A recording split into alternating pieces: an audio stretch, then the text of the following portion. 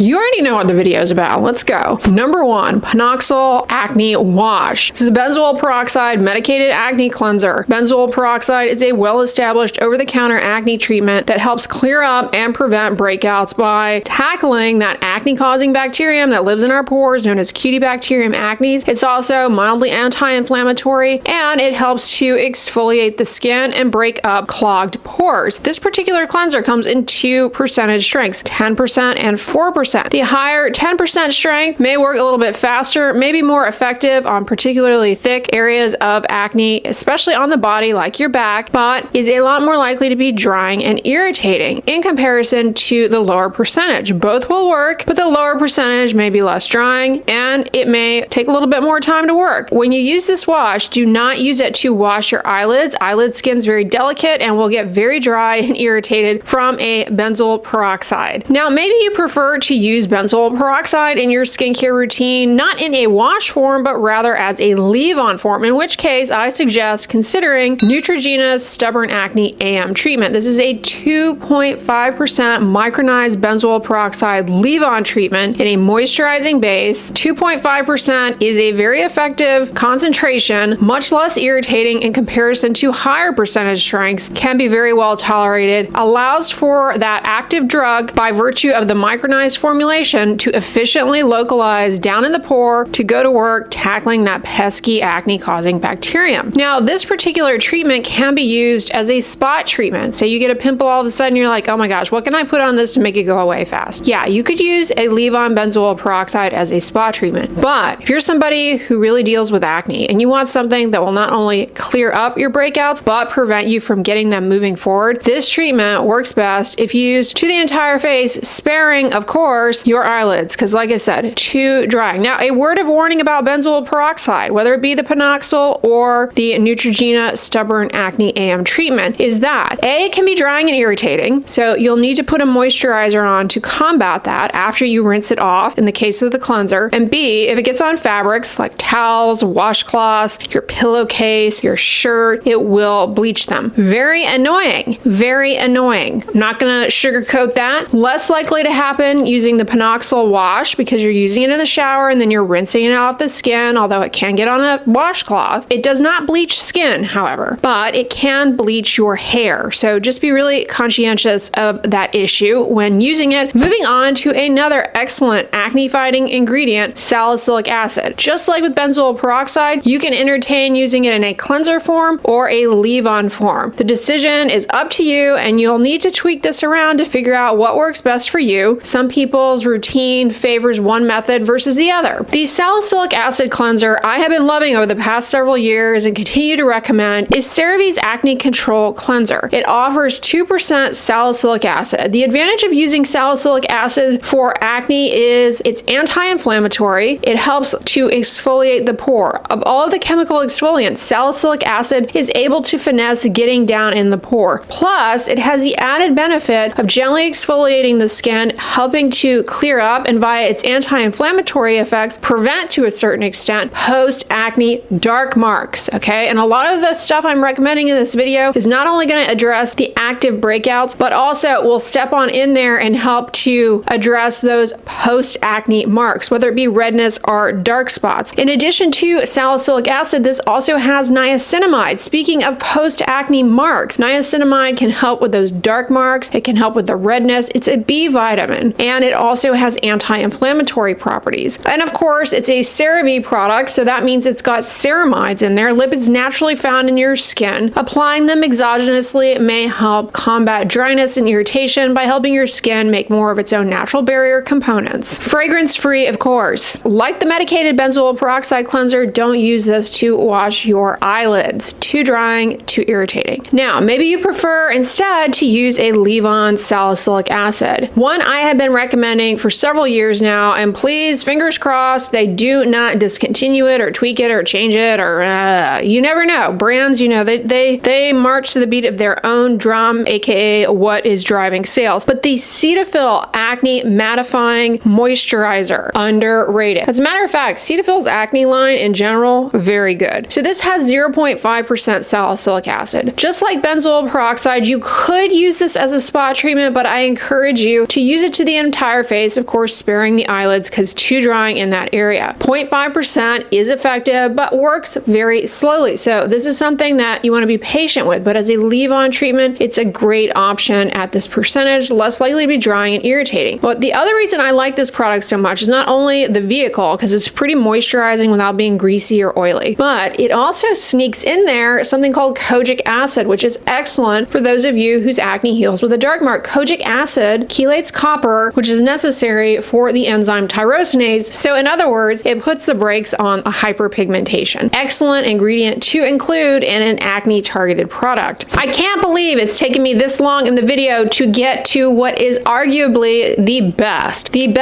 over-the-counter, FDA-approved acne treatment option available, and that is Adapylene. Brand name Different Gel, but honestly, there are so many brands out there who have Adapylene. You don't need to be brand loyal when it comes to buying Adapylene. Go with what is the best value for you, and honestly, that'll vary depending on where you're shopping and the time of the year, probably. Adapylene, though, it's an FDA-approved acne treatment. It is a retinoid. Retinoids are a game changer and a staple when it comes to clearing up and preventing acne breakouts. Retinoids help to normalize skin cell turnover, reducing the pore clogging issue. Adapylene is well established to also have these anti-inflammatory properties that make it an effective retinoid for acne. Of all of the topical retinoids, historically, it was one of the most well tolerated, although now we have newer generations of topical retinoids that are super gentle as well. Adapylene is also amazing for those post-acne marks, the dark marks. The thing about Adapylene, it does not work as a spot treatment. You don't want to just put it on a pimple when it pops up and hope that it does anything. Maybe it'll moisturize it just like any moisturizing base, but the active drug is not going to do squat overnight. It takes time for this drug to work, and it works so long as you continue to use it. To get the best results, you need to stay consistent with it. You want to apply it to the entire face, sparing the eyelids, the corners of your mouth here, and this little area around your nose can be too irritating there. Now, starting a retinoid is something that you want to read up on. I'm not going to cover my tips in today's video about introducing retinoid, but I do have lots of videos here on my channel explaining how to introduce Different Gel into your routine, so check those out. They're in the retinol playlist. And Adapylene also has some anti-aging benefits. It's been shown to improve collagen production. Ultimately, that's going to be helpful for wrinkles. It's been shown to be helpful for sunspots, and it is a bit slept on, in my opinion. Now, I want to take a brief moment to make a suggestion. The things I'm recommending in this video are excellent. However, don't get everything and put it all on your face at once. Pick and choose one, maybe two things, try them out, stay consistent with them if you tolerate them, and then only after using them for 6 weeks, consider introducing something else. Because a lot of people get impatient and they think something's not working, but they just haven't given it enough time. Acne treatments can take a while to work, and to get the best results, you have to be consistent. But if you use multiple products, throw everything but the kitchen sink at your face, it can get very dry, very irritated, and make the acne worse. But the next treatment that I really like, not only for acne, but for other acne-like conditions that look like acne but lack blackheads and whiteheads, these include rosacea, periorificial dermatitis, and that is a sulfur treatment. The De La Cruz Sulfur Mask I have been recommending for so many years now. Sulfur is excellent for reducing inflammation in the skin. It has mild chemolytic properties, meaning it'll help reduce blackheads and whiteheads. Unfortunately, it does smell like eggs. So how do you use this? Well, it's used as a mask. After cleansing, you rinse the skin and apply a thin film of this. You can use it to the entire face, although I suggest sparing the eyelids again because it can be super drying in that area. Leave it on for 10 minutes and then rinse it off and follow with a moisturizer. If you're using it in the morning, follow it with, of course, Sunscreen, which is a moisturizer as a side note. This mask can be done multiple times a day as tolerated. It can be a bit drying, but overall, it is one of the more gentle, if you will, acne treatments that you can buy over the counter without a prescription. Also helpful for rosacea as a side note. If you're confused, do I have acne? Do I have rosacea?